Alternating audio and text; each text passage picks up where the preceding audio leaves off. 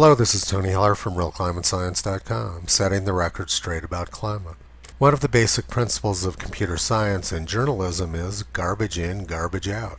Here's a brand new climate study done by University of Southern California computer science assistant professor. Rising sea levels could trigger a mass migration that would force more than 13 million people living along the coastal areas of the United States to relocate inland by 2100, according to a new study by USC researchers. When Hurricane Harvey slammed into the Texas coast in 2017, displaced residents flocked inland, trying to rebuild their lives in the disaster's aftermath. Within decades, the same thing could happen at a much larger scale due to rising sea levels. The study is the first to use machine learning to project migration patterns resulting from sea level rise. Wow, machine learning, that sounds really impressive. Computers are really smart these days. My profession used to be designing microprocessors, which are the brains of the computer, so I know exactly how smart they are.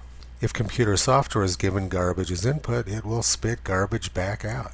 It just does it really fast. A computer is no smarter than the person who's programming it and the person who's providing the data. This prediction that the coasts are going to flood by the year 2100 is actually quite a reprieve. In 1989, it was predicted that they were going to flood by the year 2000. June 30th, 1989, grim forecast. A senior environmental official at the United Nations says entire nations could be wiped off the face of the earth by rising sea levels if global warming is not reversed by the year 2000. Coastal flooding and crop failures would create an exodus of eco-refugees.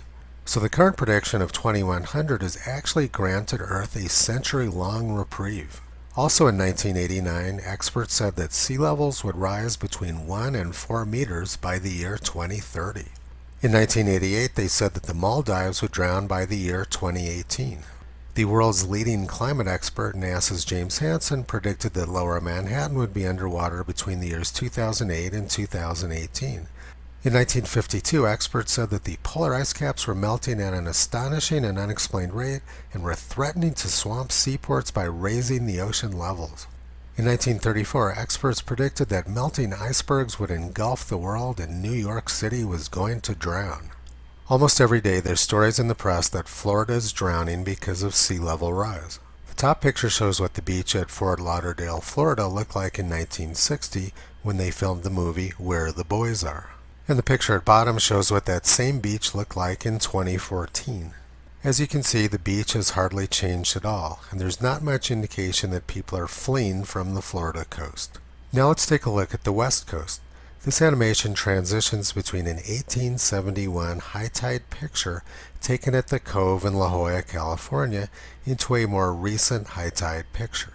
As you can see, there's been hardly any change in sea level since the year 1871. One of my best friend's grandfathers had the opportunity to purchase a lot of the land around the Cove a long time ago for several tens of thousands of dollars. They didn't do it, and now that property is some of the most valuable in California.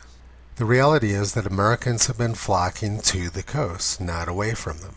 According to the National Ocean Service, from 1970 to 2010, the population of coastal counties increased by almost 40% and are projected to increase an additional 10 million people, or 8%, by the year 2020. Coastal areas are substantially more crowded than the U.S. as a whole, and population density in coastal areas will continue to increase in the future. In fact, the population density of coastal shoreline counties is over 6 times greater than the corresponding inland counties. America's most famous climate alarmist, Barack Obama, just purchased a $15 million summer home on the beach in Massachusetts. None of the rich climate alarmists live like they actually believe anything that they say. And you can pick up this home on the beach in Florida for the bargain price of $159 million. The reality is that there's been very little change in sea level. This is the NOAA tide gauge for Alameda, California, located in the San Francisco Bay. It shows only a tiny change in sea level since the year 1940. Everything claimed in the University of Southern California study and parroted by the press was the exact opposite of reality. And when coastal cities do get destroyed, like Galveston was in the year 1900 and Miami was in the year 1926, people simply rebuild the cities and make them better than they were before. The press is happy to parrot climate junk science from a computer science assistant professor or a 16-year-old girl who doesn't attend school, as long as they say what the press wants to hear. When a person says what the press wants to hear, that makes them an expert. When it comes to the press corps, it's garbage in and lots more garbage out. Visit Toto on the web at realclimatescience.com. He's been pulling back the curtain on junk science and propaganda for a long time.